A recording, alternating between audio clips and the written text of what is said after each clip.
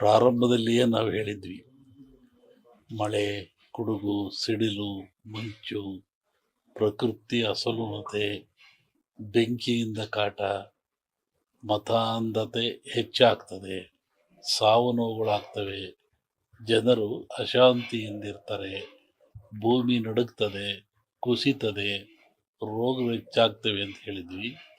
ಅದರಂತೆ ಇನ್ನು ಮುಂದೆ ಸಹಿತ ಮಳೆಯಾಗುವ ಲಕ್ಷಣವಿದೆ. ಕಾರ್ತೀಕ ಮಾಸದಲ್ಲಿ ತೊಂದರೆಯಾಗುವ ಲಕ್ಷಣ ಇದೆ. ಮಳೆಯಿಂದ, ರೋಗಗಳಿಂದ, ಭೂಮಿಯಿಂದ ಲಕ್ಷಣವಿದೆ. ವಿಶೇಷವಾಗಿ ಹಿಂದೆ ನಾವು ಹೇಳಿದ್ವಿ, ಕಾಡಿನಿಂದ ನಾಡಿಗೆ ಪ್ರಾಣಿಗಳು ಬರ್ತವೆ ಅಂತ. ಬಂದು ಈಗಲೂ ಅಂತಹ ಪರಿಸ್ಥಿತಿ ಇದೆ. ಕಾಡಿನಿಂದ ನಾಡಿಗೆ ಪ್ರಾಣಿಗಳು ಬರ್ತವೆ ಮತ್ತು ಭೂಮಿಯಲ್ಲಿಯೇ ಇರುವಂಥ ವಿಷ ಜಂತುಗಳು, ಪ್ರಾಣಿಗಳು, ಕ್ರಿಮಿಗಳು ಹೊರಗೆ ಬಂದು ಜನರಿಗೆ ಹೆಚ್ಚು ತೊಂದರೆ ಕೊಡುವಂಥ ಪ್ರಸಂಗ ಭಾಳ ಇದೆ. ಹಾಗಾಗಿ ಪ್ರಕೃತಿ ಅಲ್ಲೋಲ ಕಲ್ಲೋಲ ಆಗುವ ಪ್ರಸಂಗ ಈ ಸಂವತ್ಸರದ ಕಡೆಯವರೆಗೂ ಇರ್ತದೆ.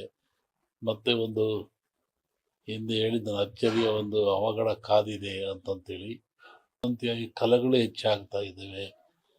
ಒಂದು ಕಡೆಯಿಂದ ಪ್ರಕೃತಿ ವಿಕೋಪ, ಮತ್ತೊಂದು ಕಡೆ ಮತಾಂಧತೆ, ಜಾತೀಯತೆ, ಆಕ್ರೋಶಗಳು, ಅಶಾಂತಿಗಳು ಹೆಚ್ಚಾಗಿ ಮುಂದೆ ಜನಮನವನ್ನ ಶಾಂತಿ ಕೆಡಿಸ್ತಕ್ಕಂಥ ಕೆಲಸ ನಡೀತದೆ. ಮುಂದೆ ರಾಜಕೀಯ ಭವಿಷ್ಯ ಏನು ರಾಜಕೀಯದಲ್ಲಿ ಚೆನ್ನಾಗಿ ನಡೀತಾ ಇತ್ತಲ್ಲ, ಮುಂದೆ ಚುನಾವಣೆ ಇದೆ. ಚುನಾವಣೆ ಕಾಲದಲ್ಲಿ ಹೇಳ್ತೀನಿ ಏನಂತ.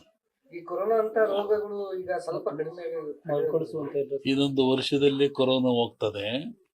ನಾನು ಬಳ್ಳಾರಿ ಒಳಗೆ ಇದ್ರ ಬಗ್ಗೆ ಹೇಳಿದ್ದು. ನಾನು ಕೊರೋನಾ ಹೋಗ್ತದೆ, ಹೋಗುವಾಗ ಜಗತ್ತಿಗೆ ವಿಪರೀತವಾದ ಕ್ಷಾಮವನ್ನು ಕೊಟ್ಟೋಗ್ತದೆ, ದುಃಖವನ್ನು ಕೊಟ್ಟೋಗ್ತದೆ, ಕುಡಿಯಕ್ಕೆ ನೀರಿಲ್ದಂಗೆ ಮಾಡ್ತದೆ. ಅಂಥ ಪ್ರಸಂಗನೂ ಇದೆ ಮುಂದೆ. ಕೊರೋನಾ ವರ್ಷದಲ್ಲಿ ಬಿಡುಗಡೆ ಆಗ್ತದೆ. ಇದು ಎಂಥ ಕಾಯಿಲೆ ಅಂದರೆ ಬಹುಶಃ ಜಗತ್ತಿನ ಇತಿಹಾಸದಲ್ಲೇ ಇಂಥ ಕಾಯಿಲೆ ಬಂದಿಲ್ಲ.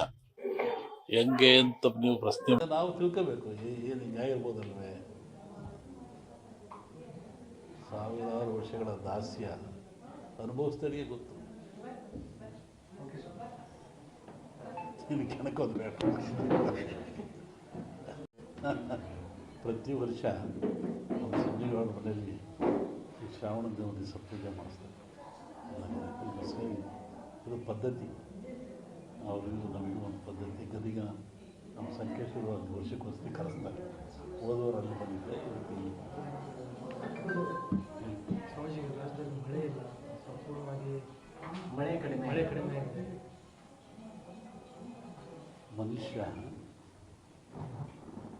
ಎಷ್ಟು ತಪ್ಪು ಮಾಡಿದ್ರು ಆ ಭಗವಂತ ಕ್ಷಮಿಸ್ತಾನಂತೆ. ಮನುಷ್ಯ, ಪ್ರಾಣಿ, ಭೂಮಿ ಏನು ಮಾಡಿದ್ರು ಸೃಷ್ಟಿಕರ್ತ ಅವನೇ ಅಲ್ಲದೆ ಅವನು ಕ್ಷಮಿಸ್ತಾನಂತೆ. ಆದರೆ ಮನುಷ್ಯ ಮಾಡಿದ ಕರ್ಮಗಳು ಅವನು ಕ್ಷಮಿಸಲ್ವಂತೆ. ಭಗವಂತ ಕ್ಷಮಿಸಿದರೂ ಮನುಷ್ಯ ತಾನು ಮಾಡಿದ ಕರ್ಮಗಳನ್ನು ಅವೇ ಕ್ಷಮಿಸಲ್ಲ. ಹಾಗಾಗಿ ಮನುಷ್ಯನ ಕರ್ಮಬಾಧೆಗಳು ಹೆಚ್ಚಾದಾಗ ಇವೆಲ್ಲ ಸಾಮೂಹಿಕವಾಗಿ ಅನುಭವಿಸಲೇಬೇಕಾಗ್ತದೆ. ಹಾಗೆ ಮಳೆ, ಭೂಕಂಪಗಳು, ಅರ್ಥಕ್ವಿಕ್ಗಳು ಅಥಾವ್ರು ನಡೀತಾ ಇರ್ತವೆ. ಏನೂ ಆಗಲ್ಲ, ಬರುತ್ತೆ, ತಮಾಷೆ ಅಂತ ಬರುತ್ತೆ. ಮಳೆ ಏನು ತೊಂದರೆ ಇಲ್ಲ. ಈ ಬಾರಿ ಏನಾದರೂ ಇದೇ ಪರಿಸ್ಥಿತಿ ಮುಂದುವರಿಯುತ್ತೆ? ಇಲ್ಲ, ಚೆನ್ನಾಗಿ ತೊಂದರೆ ಏನಾಗಲ್ಲ.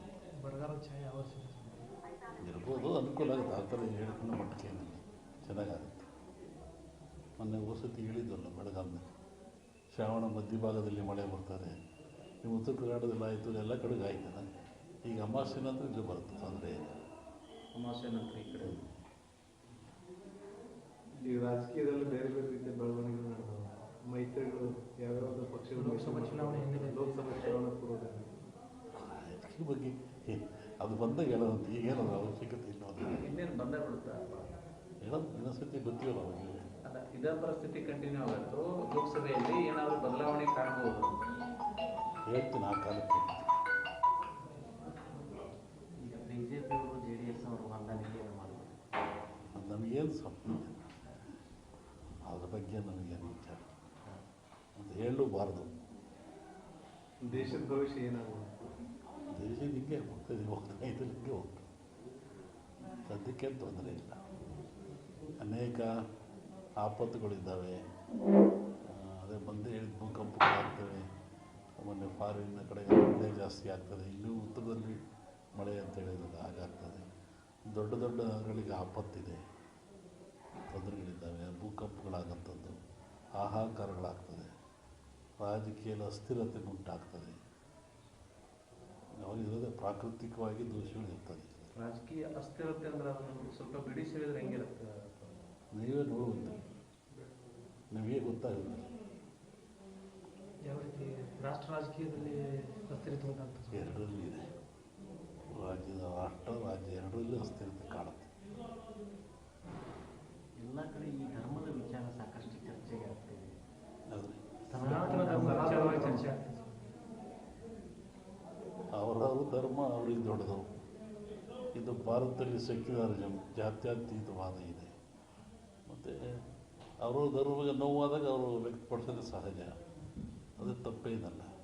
ಅದ್ರ ಬಗ್ಗೆ ನಾವು ಯಾವುದೇ ಪರ ವಿರೋಧ ಹೇಳುವಂಥದ್ದು ವಿಚಾರನ. ಒಂದು ಸಲವನ್ನು ಎಲ್ಲ ದೇಶಕ್ಕೂ, ಎಲ್ಲ ಮನೆತನಕ್ಕೂ, ಎಲ್ಲ ಜನಕ್ಕೂ ತನ್ನದೇ ಆದ ಧರ್ಮ, ನೀತಿ, ಪರಂಪರೆ ರೂಢಿ ಇರ್ತದೆ. ಅದು ನೋವಾದಾಗ ಎಲ್ಲರಿಗೂ ನೋವಾಗ್ತದೆ. ಹಾಗೆ ರಾಷ್ಟ್ರಕ್ಕೂ ಒಂದು ಧರ್ಮ, ನೀತಿ ಇದೆ ಮತ್ತು ಎಲ್ಲ ಜನಾಂಗಕ್ಕೂ ಇದ್ದಾವೆ. ಅದನ್ನು ನಾವು ತಿರಸ್ಕರಿಸಬಾರ್ದು, ಹೆಚ್ಚಿನ ಪ್ರೋತ್ಸಾಹನೂ ಕೊಡಬಾರ್ದು. ಅದು ಹೆಂಗುದೇ ನಡ್ಕೊಂಡು ಹೋಗ್ತಾ ಇರ್ತದೆ. ಅಲ್ಲ, ಅದು ಧರ್ಮದ ವಿಚಾರ ರಾಜಕೀಕರಣ ಆಗ್ತಾ ಇದೆಯಲ್ಲ. ಧರ್ಮದಲ್ಲಿ ರಾಜಕೀಯ ಇರಬಾರ್ದು, ಅದು ಅಪಾಯ ಆಗ್ತದೆ. ಪ್ರಜಾಪ್ರಭುತ್ವಕ್ಕೆ ರಾಜಕೀಯಕ್ಕೆ ಅಪಾಯವಾಗ್ತದೆ. ರಾಜಕೀಯ ಬೆರೆಸಬಾರ್ದು. ಇಲ್ಲಪ್ಪ, ಈಗ ಧರ್ಮದ ಮೇಲೆ ಓಟ್ ಕೇಳಿ ಅಧಿಕಾರಕ್ಕೆ ಬಂದಂಥ ಪರಿಸ್ಥಿತಿ ಸೃಷ್ಟಿಯಾಗ್ಯದ ದೇಶದೊಳಗೆ. ಧರ್ಮಾಧಾರಿತ ರಾಜಕಾರಣ ನಡೆದು ಅದು ಅವರಿಗೆ ಸಂಬಂಧಪಟ್ಟದ್ದು. ಅಲ್ಲ, ನೀವು ಹೇಳಿದ್ರಲ್ಲಪ್ಪ ಈಗ ಧರ್ಮ ರಾಜಕೀಯ ಬೆರಿಬಾರ್ದು ಅಂತ ಹೇಳಿದ್ರಲ್ಲ. ಆದ್ರೆ ನಾವು ಒಂದು ಜನರ ನಡುವಲ್ಲ ದ್ವೇಷ ಬಿತ್ತಿ ಓಟು ಬೆಳ್ಕೊಳ್ಳುವಂಥ ಪರಿಸ್ಥಿತಿ ನಿರ್ಮಾಣ ಆಗ್ಯದ. ನೀರಿನಲ್ಲಿ ದೋಣಿ ಇರಬೇಕು, ದೋಣಿಲಿ ನೀರು ಇರಬೇಕು. ದೋಣಿ ಒಳಗೆ ನೀರಿದ್ರೆ ಏನಾಗ್ತದೆ? ಮುಳುಗ್ತಾನೆ. ನೀರಿನ ಮೇಲೆ ದೋಣಿದ್ರೆ ಹೋಗ್ತಾನೆ, ಒಂದಿನ ಲೈವ್ ಆಗ್ತದೆ. ದೋಣಿ ಮೇಲೆ ನೀರು ಬರುವಂಥ ಪರಿಸ್ಥಿತಿ ನಿರ್ಮಾಣ ಆಗುತ್ತೆ. ಈ ಮನುಷ್ಯರೆಲ್ಲ ಜಾಣರಾದಂಗ, ವಿದ್ಯೆ ಬಂದಂಗ ಈ ಜಾತಿ ವ್ಯವಸ್ಥೆ ಎಲ್ಲ ಕಡಿಮೆ ಆಗಬೇಕಾಗುತ್ತೆ. ಅದ್ರ ಬದಲಾಗಿ ಈ ರಾಜಕೀಯದವರೇ ಜಾತಿ ಧರ್ಮನ ಬಿತ್ತಕತ್ತಾರ ಜನರು. ಪೂರ್ಣವಾದ ಜ್ಞಾನ ಯಾವ ಮನುಷ್ಯನಿಗಿರಲ್ಲ, ಅವಾಗ ಇವೆಲ್ಲ ಬರೋದು ಸಹಜ. ಸಂಪೂರ್ಣವಾದ ಜ್ಞಾನ ಗಳಿಸಿದರೆ ಯಾವುದಕ್ಕೂ ಅವಕಾಶ ಇರಲ್ಲ. ಅರಿವು ಹೇಳ್ತೀವಲ್ಲ, ನಾವು ತಿಳಿದ್ರೆ ಎಷ್ಟು ಉದ್ದಾಗ ಇವೆಲ್ಲ ಬರ್ತವೆ. ಪೂರ್ಣವಾದ ಜ್ಞಾನ ಸಂಪಾದನೆ ಮಾಡಬೇಕು.